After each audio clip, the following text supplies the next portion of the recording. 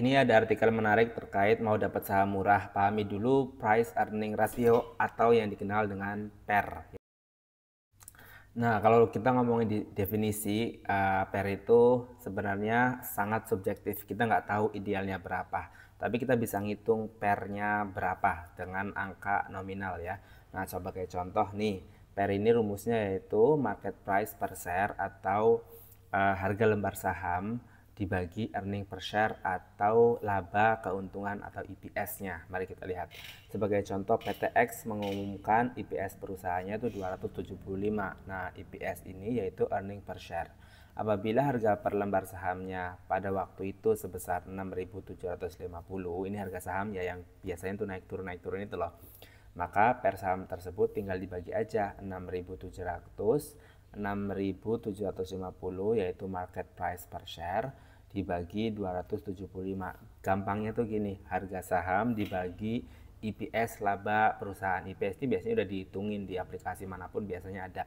Nah, ini ketemu 24. Nah, 24 ini menurut aku tergolong tinggi ya. Mari kita bahas lagi idealnya seperti apa ya. Jadi ini anggap kita 24 perusahaan X ini.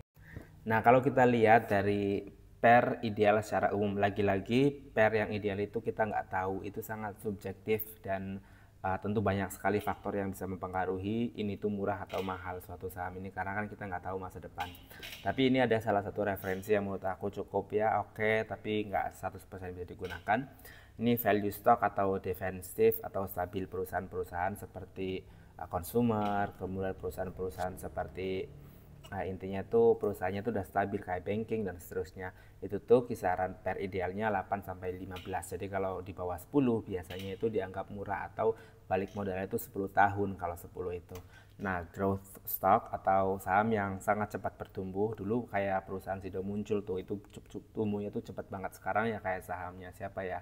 Eral ya, itu tuh pertumbuhannya itu cepat, outletnya semakin banyak setiap tahunnya, maka kita bisa dihargai lebih mahal biasanya antara 15 sampai 30. Tentu 15 sampai 30 udah, kalau udah 30 ya tentu udah mahal banget ya, artinya balik modalnya bisa 30 tahun. Tapi kalau pertumbuhannya cepat ya bisa lebih rendah lagi. Nah, yang ini di sini ada pasar saham Indonesia atau IHSG itu sekarang PER-nya itu di angka 13 sampai 17. Jadi kalau teman-teman menemukan PER-nya di angka 13 ke bawah biasanya ya artinya murah atau rata-rata bawah ya. Tapi kalau aku sih lebih prefer PER-nya di atas 5 tapi di bawah 10. Kalau di bawah 5 jarang banget dan biasanya itu perusahaannya mungkin ada bermasalah ya. Jadi PER ini sangat subjektif. Jadi bagi teman-teman make sure kalian harus mempertimbangkan banyak sekali faktor untuk menilai bahwa saham ini murah atau mahal.